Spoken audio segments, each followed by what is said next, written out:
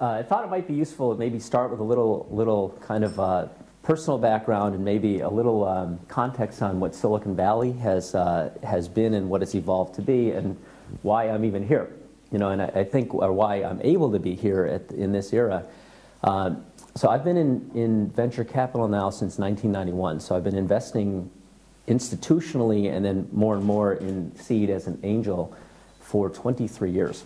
Prior to that, I was actually trained as a chip designer and joined a startup, a well-funded startup that was actually founded by a British person named Wilfred Corrigan, if you know him, in the very early days of the creation of the semiconductor business.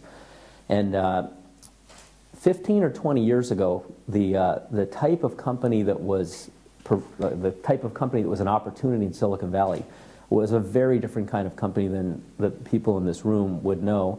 And they were mostly driven by physics. And so the Valley's been sort of a series of waves. The first, I think we're kind of like on the fifth wave now. The first wave was really the packaging of raw physics, transistor level architectures, into little plastic Lego blocks so that they were usable by kind of regular people, you know, engineering type people. And companies like Intel and AMD and National Semiconductor were that first wave that created the enabling technology for the foundation of what we do today.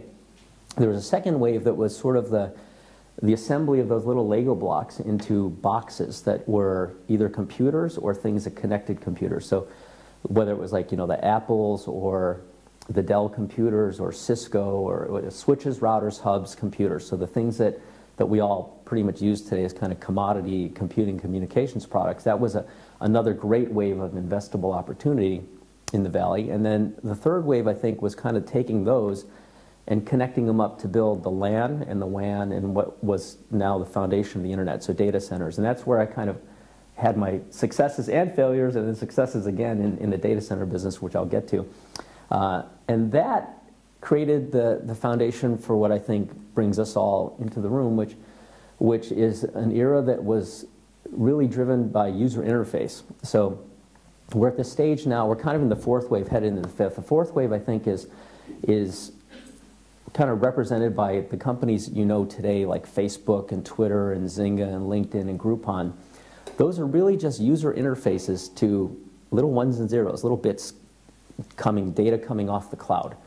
And that change was very seminal because it allowed the creation of companies to move from what was a highly concentrated, you know, in the chip era, you needed 50 to 100 people in a building for 5 years, $50 to $100 million to come out with a product. And then in the 6th year, you'd figure out whether people would use it or not. And then in the 10th year, you might have a company, you know. And so the time to get a product to market has been collapsing because of the commoditization of the infrastructure. And we're in an era today where a company can kind of get off the ground for a few $100,000, which is just crazy. And it allows companies to start anywhere, including here. When I started in venture, one of my early mentors was a guy named Don Valentine, who some of you may know, but he was the founder of Sequoia Capital. And very well known because he was the backer of LSI Logic and Cisco and Network Appliance and all these major companies that I think peak value is probably $1,000 billion. And he would always say, you never invest in anything more than an hour drive from the office, ever. And clock forward, you know, 20 odd years, here I am in the last 4 years. I said this earlier if you heard me speak earlier, but in the last 4 years, I funded 6 companies in Australia, 2 out of the UK, 2 out of Japan, 1 in Brazil, and here I am in Ireland, you know, and I don't know if I'm going to fund something here or not, and all of these, by the way, are personal investments that my own checkbook in seed stage deals, which is another thing I would have never thought I'd ever consider in all those different geographies, but I'm seeing so many interesting things happening all over the world. I almost can't help myself if I see a good entrepreneur with something that's either a great idea or great background or traction. And so I think, you know, I'm delighted to be here because I think the opportunity for everyone in this room is abundant in this wave that is now UI. And I think we're going into a 5th wave, which I'd call data science. So I think the companies that broke out and won in their categories that I mentioned, they were the companies that had a better handle on what users were doing with those bits coming off the cloud. And you're starting to see those companies now. There's going to be a wave that displaces the giants of like kind of the database world. Or I'm not going to say they're going to go away, but companies like Oracle and SAP and Teradata. There's a few $100 billion of market value that is going to get disaggregated into a next generation of companies that 10 or 15 years from now will be worth those kinds of amounts. And so for you in the room, think about the wave we're in now and the products. A lot of the stuff that we saw today is sort of user interface to data coming off the cloud. And we're going to see another wave that is the underlying data science behind the winners. And I think it feels like this country is actually pretty well set up for that too. And we had a talk about data science at Enterprise Ireland this morning. And there's a lot of there are a lot of companies that are already hiring data scientists here and building like a little center of expertise. So look for that area too. So on to the cultural part of doing a startup. It is very clear that if you're in Silicon Valley, there's a great forgiveness. If people they don't think about failure as much as they think about the winners.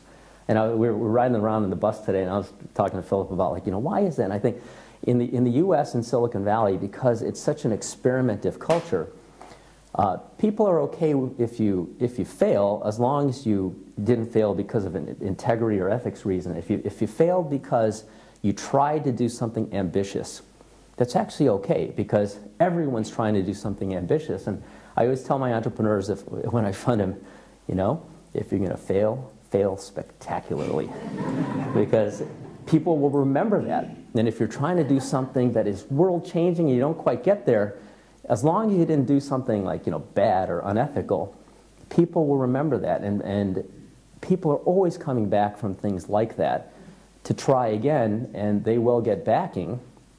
Again, as long as they did it they failed spectacularly, but with high integrity. So kind of think, build that into your thinking because the technology is such that it changes so fast. You get opportunities to try and try again, and you can live a lot of lifetimes in one lifetime. And if I had one sort of success, fail, kind of whatever it was, I had one crazy stuff. I have a lot of little companies I've put together, but there was in the 90s when the internet was really just starting to get kind of commercially viable. At that time I had mostly a semiconductor background, and if you probably don't know much about semiconductor design, but you would basically create this thing that was tens of millions or maybe hundreds of millions of transistors laid out in a pattern that would do something. And the description of what that thing looked like would sit in a digital file that was so big that it would have to be printed on magnetic tape. So you'd have this like description file that looked like a movie reel. And then to try to manufacture that thing, you'd actually have to get on a plane, fly it to Taiwan, to Taiwan Semiconductor, deliver this, clear it through customs, deliver the tape, and then they would proceed to take the tape and turn it into these little silicon chips. And oftentimes designers were always like a little bit late getting their stuff done, and they're facing deadlines, so you'd be like couriering these things back and forth across the ocean. And here's the internet coming, and I said to myself, shit, why can't I just send that file over the phone line? And it was a little naive because in that era, dial-up was, I don't remember what dial-up bandwidth was, but it was hard. But I thought, the internet, it's happening here. It should exist. It should exist in Asia. And I don't know why I thought I could do this, but I thought I would build the internet in Asia. So I bought 4 Cisco 2500 routers. I flew them to Taiwan. And I talked the government into letting me put them in what was the Ministry of Communications Infrastructure. And I'd set up a point of presence in Taipei, Kaohsiung, Tainan, another city, and I made a loop and bought a half circuit across the ocean, connected it up, and I had the internet in Taiwan. And anyway, so the thing was kind of functioning, and then I got kind of like a little bit of a big head about that, and I thought, shit, sorry, you got this type of going, why don't I just like expand everywhere? So I had this giant ambition to like build it all over the whole region, and I was so good at pitching that idea and so passionate about it, I raised one of the largest venture financings of that year in 1996 and went to town. And I set up in 12 countries. And I converted this cash, I can't remember how much, it was a $12 million round, which is a big round then. And I converted a lot of the cash into local currencies because I had a deal in all these local currencies.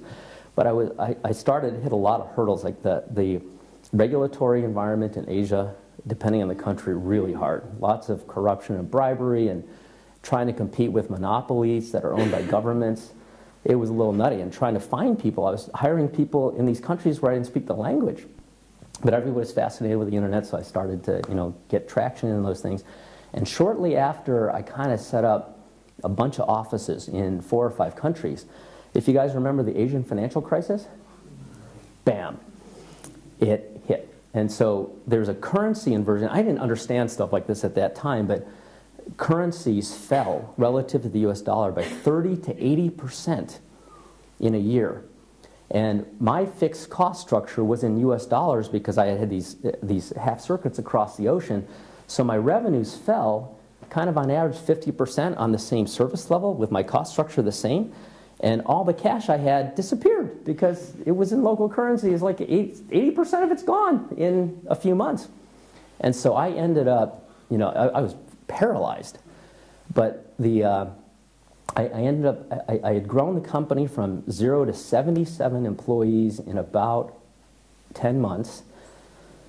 And I ended up laying off everybody but 6 and it was kind of a slow drip. It was a drip, drip, drip, drip, drip. And I ended up with 3 little offices with 2 people in them, one in Taiwan and one in Hong Kong and one in Korea. And lived like that for, I think, almost a year. But, and that, it was a little bit of a flame out, but it was a little bit beyond my control. I didn't really do anything wrong. And then I thought, you know what? I just do not want to fail. I took so much money from so many different people. I don't know how we pulled this off, but British Telecom ended up merging their international assets with AT&T.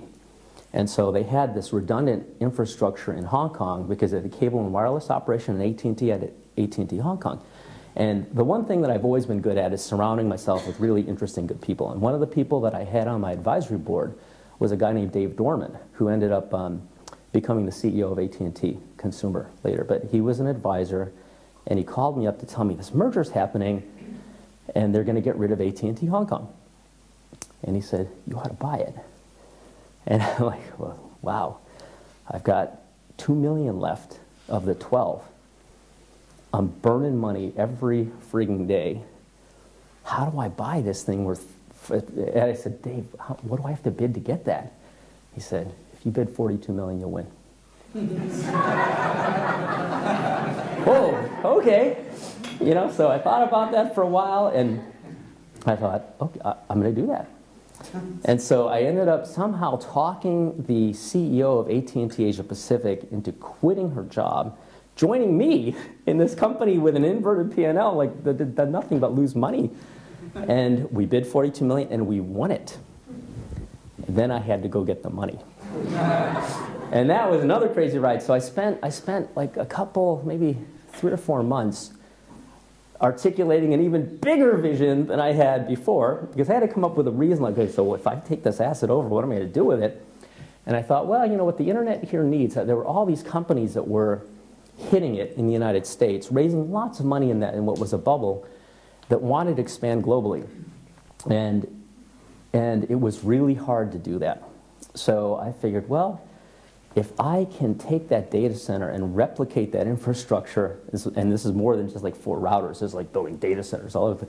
I said, I'm going to build all these data centers, and it'll be easy. I'll just tell, Inktomi and eBay and all these companies that have all this money, here's a list, here's 12 countries, you tell me which ones, $15,000 a month every country, and I'll get you set up 3 weeks. And so that's what I did. raised $85 million, and I bought that asset, and we went to town. So then I got another there was another big-headed period for me. So we built a big data center in Korea. We built one beefed up the one in Hong Kong. We built a giant building in Taipei, and I expanded again.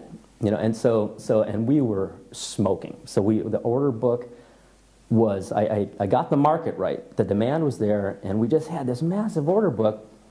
And at that point, I was really tired. I said, you know what? I don't want to run staff meeting on Monday night at 6 p.m. anymore after my full day in the U.S., because that's when all the Asia operations were. And it handed it off completely to the new CEO. And we just went on this building bid, but we ended up committing. I don't know if you guys know how communications infrastructure is laid, but there's submarine cable that gets laid across all these oceans, and it's very expensive. So you basically have to rent chunks of the cable. They divide it up into like bit bandwidth, and you buy these chunks, and then you kind of parcel out all that. And we bought submarine cable on global crossing infrastructure, and then the bubble popped. And we probably had, in 1 year, 60% of our customers went out of business. They literally just ran out of money, because they were all dot-com companies that had a lot of, for a short time, a lot of cash, but no revenue. And one by one, the order book just sort of like canceling orders, receivables that we could never collect. And we had fixed cost obligations. And actually, before that happened, I managed to get the company public. So I don't know if there's some big investment banks, the well-known ones. They were all on the cover of this deal. So Goldman Sachs, Morgan Stanley, and Salomon Brothers.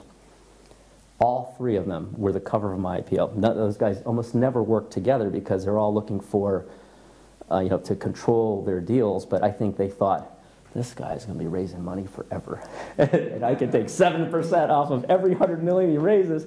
So they all shared the deal.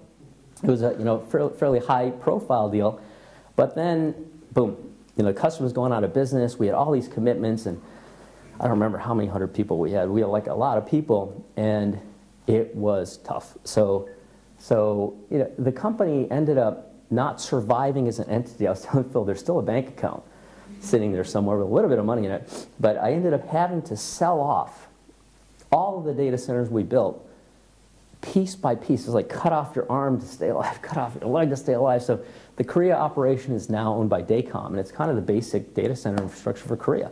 The big Taiwan operation is the data center infrastructure for a China Trust Bank. The Hong Kong operation got taken over by a real estate group called Sun Hung Kai Properties. And in the other stuff, we closed a bunch of stuff, and little pieces of the company got turned into little local things. But it was like, woo, woo, woo, it was a roller coaster. But despite all that, I'm still a very happy guy. And I've gone on tech. I learned so many lessons during that thing that it has made me a far better judge of startups and a far better entrepreneur. Because I am mostly an investor, but the people know me. I'm always starting companies, and I don't run. I've learned that I'm not very good at running them. I'm very good at like figuring out the vision, figuring out the market, putting together a team, but putting me on at the helm is dangerous. So I don't do that anymore. But I'll be kind of a backer and chairman and get good people around. And so I think, as you guys think about it, be resilient, because you can be. And I am living proof. You can go through a lot of cycles and still stay alive, and you'll be okay. So, and for the entrepreneurs in your network that you work with, be supportive, because life as an entrepreneur is about morphing to the opportunity. And if you look at the vast majority of the successful public companies out there, they're not doing today what they started out to do. Very, very big names, and there might be like subtleties in that, but like, you take some big examples like Intel. Intel was not a microprocessor company when they started. They made memory. They made bubble memory with, if you know what bubble memory is, like, little coils with wire. It's just like completely different than what they do today. Cisco Systems, massive company. Now, it's still communications gear, but they started as a router company. If you're familiar with the difference between routers and switches, they were a router company. That market was too small.